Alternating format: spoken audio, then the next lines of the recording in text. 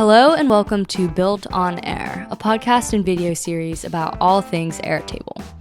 I'm your host, Zoe Vanderplu, and I'd like to thank our sponsor, OpenSide. OpenSide's newest product, Onto Air Forms, is the Airtable form solution that you've been looking for. Visit openside.com to see how it can take your Airtable workflow to the next level. For a limited time, get Onto Air Forms free when you purchase the Onto Air Actions Zapier connector. This week, we welcome Mack McGowen from Garden Valley, Texas. Mack is Solutions Development Manager at MercyShips, a nonprofit whose fully equipped floating hospital ship provides free surgeries and medical care to patients in Africa and other places around the globe where healthcare may otherwise be unavailable. Additionally, they also provide training to local doctors and nurses in their host nation. Mack is super passionate about working for an organization that makes such an impact on the quality of life for others. As Solutions Development Manager, Mack's job is to scope out ideas and projects to improve the structure and systems that make MercyShips run. Although his duties do occasionally include putting out fires, hopefully not literally, Mack spends a lot of time building for the future instead of being reactionary. To help facilitate internal meetings more smoothly, Mack built an Airtable base that integrates with Table2Site, an app that allows you to build no-code websites using Airtable as a CMS. His website acts as a collaboration tool that people can use on their phone or laptops during meetings to identify their pains, gains, and goals. This more concrete approach to brainstorming has allowed their meetings to become more potent and ensure everyone's voice is heard equally. Visit BuiltOnAir.com to sign up for the BuiltOnAir mailing list, where you can get weekly updates on new podcast episodes and other fun Airtable things. Okay. So I'm just in here on the community forum, and if anybody watching this or listening wants to go take a look, you can. We're just going to click this link here, and this will show you kind of what the front end looks like. So kind of in my role here, I've ended up becoming a bit of a brainstorming facilitator, a meeting facilitator, just as we're trying to get out of our business units. Hey, what's working, what's not working, and do you guys have any fantastic ideas that we should be considering? It's starting to bleed a bit past even just my role, and it's something that we're doing on our lunch break sometime, just trying to figure out, hey, we've got a process that's broken. Let's try and gather some data so that we can analyze it and figure out where's the root cause. So I feel like a lot of times you can spend hours playing whack-a-mole with, symptoms and never get back to that root cause. And this was really kind of it was an effort to allow us to capture this data in a, at times, non-confrontational way, and for people that won't speak up in meetings. So the basic premise is this. We'll have a meeting. We'll get a bunch of people into a room. They pull out their phones or their laptops. Usually it's a phone. And they go to this website, which we're calling brainstorming, but it's pains, gains, and goals. And what we're asking them to do to get started is to think about all the things in a process or in a piece of software that's broken. What's not working? So it starts to sound a bit like the 6 thinking hats or whatever, where you're asking the audience to focus on a particular thing. Mm-hmm. And what I found is occasionally you will get folks in a meeting who are just more outgoing, perhaps, or more passionate about the problem, and they tend to drive the meeting, and you end up with groupthink. And what I really want is that person that's sitting at the back that's not talking, I want to hear what they have to say about it. So with your smartphone in your hand, you just basically use an Airtable form, and you start entering in pains. So say this, and you're going to hit submit. So we'll have about, usually it's a 5-minute duration. I'll say put 5 minutes up on the board. You got 5 minutes to fill your pains in. And they'll keep putting in their pains. And then we'll have them switch. So, all right, now let's talk about what is working. Because even in a process that everybody hates, there's probably 1 or 2 things in it that you might like. Right. So we'll say this is awesome.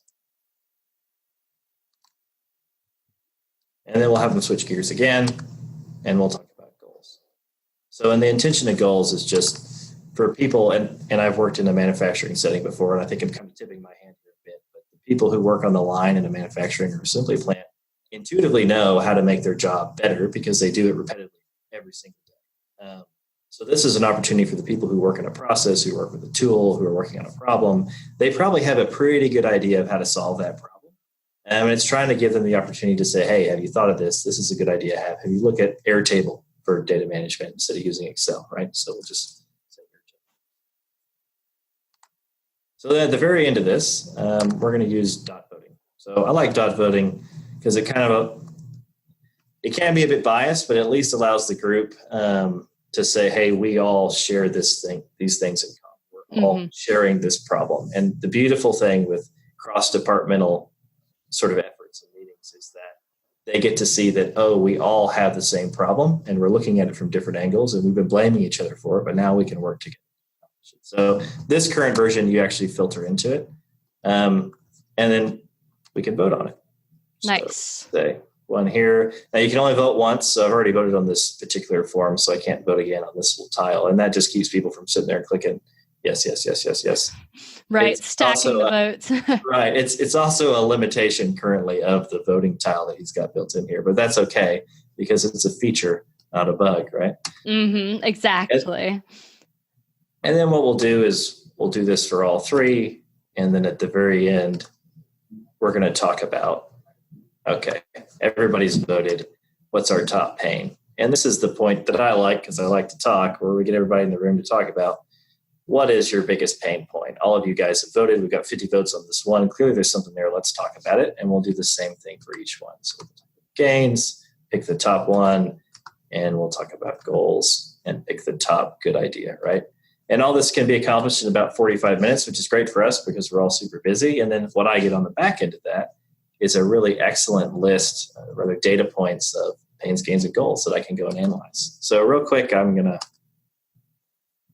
sorry, I'm just jabbering on, Zoe. If you want this is the question, great. please. I think not really a question, but just I know from having to, facilitate meetings, right? Sometimes the loudest person is the most influential. Mm-hmm. And it's also really difficult, I think, to, get to the root of a problem. Like you were saying, sometimes it really is easy to treat symptoms or concentrate on features that are like nice to have, but definitely don't solve, that one thing, right? That is the real issue. And I think I really like how this kind of moves to get through that, kind of red tape and circular conversations and just hone in on that problem. Because it is the hardest thing to identify. It's such a how can you get people in a room for 2 hours and yet not, come back with anything useful or anything? Right. It's wild, and then everyone leaves exhausted and maybe, and angry or annoyed. Yeah. I like how very kind of anonymous, democratic, and efficient this is. So continue. We actually had a unfortunate 4-hour user story session with one of our departments, and every consultant that we bring on site to do some kind of work for us, but hey, you're not going to trap us in a room for 4 hours and ask for the user stories, right? Yeah. And they feel the pain, and then I'm the one that has to transcribe all these handwritten sticky notes, which is just great, right? And then put them back into Airtable where I can digest them. Yeah. So if I could capture them digitally, I much prefer it because it's just work. Okay. All right. So if you haven't been in Table to Site before, and you're getting to see my email notifications there on the right, this is how you set up Table to Site. And he's got some really great tutorials on how to do this. Basically in this front here, this is the settings for the website, right? What it kind of looks like. And then we kind of dig into content here. And this gives you each one of those little pages that we're navigating to. You can have a button on it. You can change the font color, you can change the font type, and then he's got different types of, check this out here, different types of pages that you can make. So you can do an iframe, you can just do an image, you can do tile. And I think the way I've built this one, you can actually do for free. So you could do free Airtable and you could do free Table to Site, and you could have your little brainstorming tool up and running in no time. And if you go on the community, you can actually copy this down. So perfect. Then we get into data. So this is where you get to see all the fun things that have been submitted. Now, what I found here, which is interesting, if you try and do a formula with the Table to Site, it will not work. It ends up as a broken link. So what I started using was a roll-up. So a roll-up works the same way as, I'm trying to link the record here. So I've got my table here, which is pains, gains, and goals. I'm trying to relate that back to every single form submission. But when I did a formula or I did a lookup field and tried to use a formula to reference it to keep it from breaking, it didn't work. But the roll-up actually works. It's nice. Only one value, right? It's just going to pull in that single value here. And we did that for the URL, and then we did it for the upvote. And that was key. If you couldn't have that automatically add to each form submission, right? When you go to look at results, you can't upvote, and then you can't see the results. So this actually took a little bit of figuring, and it's a workaround for table to site. So it's documented in the forum if anyone's actually interested. But that was the only kind of quirky thing that I had to work through. But it was fun. It was a fun project. Yeah, to get a little bit of that interactivity, you had to go the extra mile. That's right. That's really cool. And then so is this something that you've kind of implemented and you use at pretty much every kind of meeting of this type where you guys are needing to brainstorm or identify issues? So I've actually run 2. So this is pretty dang new. We've run 2 and they went really well. And we can actually go look at some data that we pulled out of one. Cool. This was an HR summit that we had. And basically, we've got 16 national offices, right? And then we got everybody here in the States, and we're trying to coordinate how do we get all these volunteers on these ships, right? And the things that will play really well here in the States won't play so well in Holland. So we have to tailor things to fit each country, right? But also present a unified brand, a unified message. And for these HR folks, they have to coordinate, trying to get all these volunteers from 40 different nations on this vessel. It's very, very challenging, and they have a huge amount of work ahead of them. So they came on site and we just ran through this quick session with all those folks, and we pulled out some really interesting data points. And what I'll do, one day I'll set up a Zap so it pumps it into a different Airtable. Well, right now I'm just copying and pasting. Sorry, we're not that slick yet. It's okay. It's a work in progress. That's right. But the main key is getting the data into Airtable so that I can start to develop these categories and areas of focus. So areas of focus is really where you start to drill back from, I've got 157 records here. That's great. I've got all this data. Let's try and consolidate all those things together. Mm-hmm. And we're able to pull out things like, okay, this is everything that I've got related to confusion. And I can make some recommendations about let's sort through all our pains, gains, and goals in confusion, and let's figure out how to address those. So we were able to pull out some low-hanging fruit. Just say we need a page to collaborate with. They need a new tool set. So now we can take that information that we captured, and that can help us build a project brief, which is how the department gets what they need from IS. They submit these things. And that's really where the rubber starts to meet the road on this deal. It's great to capture the data, but at some point you got to go and do the analysis. Mm-hmm. And the great thing about the database is because I have the relation, right? It's not just a category. It's going to roll up all the information that I need in this areas of focus. So, everything with confusion, and it might be tagged on, 3 or 4 different ones, or one record might have 2 tags on it. But now I can see an overview of this is everything related to this one area, and this is what I should focus on. And that's been pretty dang helpful. And we can also rank it on the right side with the roll up. So that's kind of where we're at.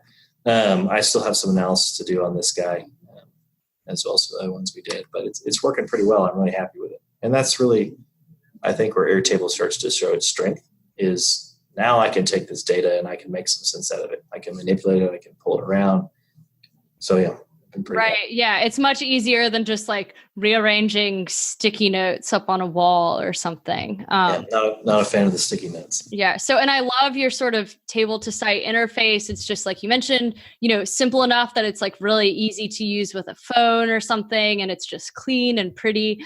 And I think, to kind of go back right to that whole like identifying the problem issue, now you can spend your time instead of having to, ask the quiet person in the back of the room to speak up or, transcribing stuff. You can actually spend your time in your highest and best use, which is analysis of all those data points, instead of just collecting them in a place where by the time you finish, you're too exhausted to actually sort through it and, synthesize it. Right. And you're putting that person on the spot, and maybe just the way their personality is, they don't want to bring it up. And then for us here at MercyShips, and I don't know if you've worked for a nonprofit before, but it can be hard at times for us to give each other really sort of critical feedback. Yes. And trying to make it constructive, and not, because we really all want to be nice to each other. We want to be kind to each other. That's why we're here. We're all true believers, right? We believe in this dream. And so we were struggling a bit to get that pain section filled out, especially when you're talking about 1 or 2 people involved in a process. You're really talking about the way that they're doing the process, right? And you want them to change. But confrontation can be hard for some folks, and it's hard to do it gracefully and to not offend people and burn bridges and all that good stuff. So this is kind of a I don't want to call it passive aggressive, but it's just a more maybe passive way to get that information. And then we kind of filter through it and figure out, okay, there's actually some good things that can come out of this constructive feedback. We can actually make some changes in personnel or the way we're doing a process to make all of our work better. Right. And also it gives everyone sort of an equal voice, right? If I'm a manager and I'm not using that process every day, I could think it's totally fine, Right. but then Right. if I'm the person that actually has to, do the report every day or whatever, like, I can be like, this is actually terrible. Like, here are all these issues with it. Or like, here's this feature I really like. Please never take it away because it helps me do my job, Right.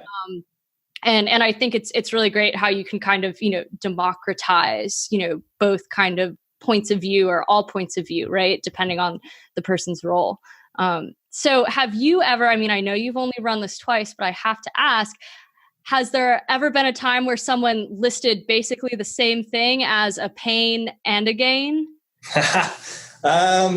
Pretty close. Yeah. It happens. And I think it's usually from a different perspective, right? Right. So something that's really easy for you might be just terrible for me. And if you don't ever communicate, you don't know it. We have a lot of processes that impact departments that are downstream of us. And anytime we work in data, obviously, this department wants to make a change to the database. That's fantastic. You just broke all of my reports over here. And that's part of our job, is to kind of sift through that and figure out, well, who are the stakeholders? And because we're very new at this, and my department's only a year old, some work was done in the past, but really they were more in a mode of building and surviving, right? We've got these ships that are operating. We have to keep up, and always be that sort of firefighting person putting out those fires. And now we're trying to take a longer view towards the future and say, well, 10 years from now, what's going to survive? How are we going to operate multiple ships with the same size staff? Because we are limited in resources. And this is where initiatives like this start to get me really excited. And we're starting to see, I think just bringing different departments together and having run through an exercise is always helpful. But then you're seeing sort of organic growth where different departments are doing different things to improve their own process, but also to work together. And this is an outgrowth of sort of that desire. Yeah, very cool. I love how this sort of, setup that you have. It also really seems to kind of reflect MercyShips' long-term goals as well, So, my interpretation of it, maybe. Yeah, but it's great, right? Like, we want everyone to, kind of have a voice. You want to actually be able to identify problems or, get people's points of view, especially since, if you're an international organization, there's going to be a lot of, different kind of ways of thinking. And yeah. Even the way that we send out materials, like the words that we use, it's translated. It means something completely different. You might be offending someone or totally missing the point. And when you're trying to convince people that, hey, you should, leave your job and literally sell your house and come live on this ship with all these strangers, and it's going to be awesome and it's going to change your life. It can be hard for people, especially when you're locked into your career. And I was in the same place a year and a half ago, to even imagine that was an option. Oh, I can actually do this. I can actually serve in this way. Put your 40 towards doing something else rather than increasing shareholders and stakeholders, right? Right. Yeah. It's bad, but it's just, I don't know. For some of us, it's a bit of a drag. So. Well, yeah, you can feel like you actually, made a difference on kind of this like one-to-one person scale, which I think, especially sort of now, right, where it's, you can make up whatever job you want to do. There's the internet, and all that kind of stuff. It really does, you do kind of get, at some point you ask yourself, like, do I care about what I'm doing? Does it really matter? And that has value as well, just like, a salary has monetary value. So. Oh, sure. And actually, when I was growing up, and again, we're a Christian organization, which I'm sure you're aware because you've been on the website. But for me growing up, it's like you're either a missionary and you're in missions, or you support missionaries, right? It's one or two. There's no both. And the unique thing about working for MercyShips here in Texas is that I'm in operations. I don't have to fundraise, and I can actually use skills that frankly aren't very applicable in Africa. It's great that Mack loves process and he's got a little bit of IS savvy and he can put Airtables together, but he's not a nurse. He's not a surgeon. He's not a doctor. And taking this job on has just been a really fulfilling way to say, yeah, I like to work and I like to work hard. I like to have pride in what I'm doing. And even running my business before, I mean, it was great. It's a lot of fun. But at the same time, that why question kept coming up. Well, why are you doing this? Why are you striving so hard? It's great to have a ton of money. It's great to be able to buy things and support your family, and it's necessary. But here I don't have to make that distinction. I can both support my family and live the kind of life in the way that I've been asked to live. Right. And I just didn't know it was a possibility. On the ship, we've got hairdressers. It's like, oh, as a hairdresser, I'm going to go live on a ship. Absolutely. We need people to cut hair. We need teachers. We're a floating city. And for IT professionals, I feel like there's at times a bit of a gap, right? Like, well, maybe I could build something for somebody. It's like, no, we've got a full-blown IT shop on the ship that's doing all kinds of fun stuff, like using duct tape to fix auto-pointing satellite systems at sea. And it's just it's a unique opportunity that I wasn't aware of. And it was literally 15 minutes from my house. So it's been a great place to be. Well, I'm glad you're enjoying it so much. And, it's obvious, I think, just in the way you talk about your work, right, that you do have this sort of like true passion and care, which is, really awesome to kind of talk to someone that, it shows, right? It shows when people feel that way about their, what they do. It's hard not to. Being like, I go in and I do this stuff. And then I'll allocate this many days off to, live my real life. It's nice to be able to just like have one, sphere, right? Like this is you, what you do, and you love it.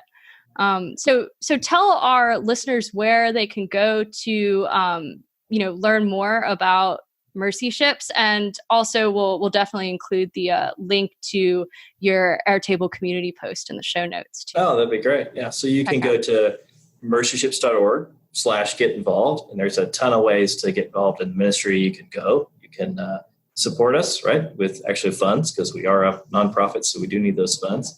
And then there's some other ways that you can get involved. And I just say for any people who love Airtable that are looking for something else, we do have open positions here at the ISC. I've even got a contract position on my team. Ooh. To fill. And it is very challenging to get folks that will move out here to the Middle East, Texas, and come work for us in our mission. But when we can find the right people, it makes a huge amount of difference. And everybody here is a story-eyed dreamer, and it's just kind of fun to work with those kinds of people. Zoe, I can kind of see that in yourself, actually. Oh, yeah. I love it. Well, it's hard for me to enjoy doing things if I don't legitimately care about them. So right. It's just nice to talk to other people that are like really focusing on that. And who knows, maybe someone listening right now is a dreamer willing to move to Texas and, help floating hospitals. Right. Travel or live on a big metal ship, or live on a big metal ship if you're into that too. Really, that sounds also like simultaneously like terrifying and awesome to me. Yes, which I imagine is probably how most people approach it, but very cool. Also, we'll include a link to MercyShips Get Involved page, your brainstorming sort of post, and then also Mack has provided us a cool little video on MercyShips, which we'll link as well if you guys want to find out more about it. Mack, thank you so much for taking the time to chat with us and show us your wonderful pains, gains, and goals. It was really fun. Yeah, appreciate you, Zoe.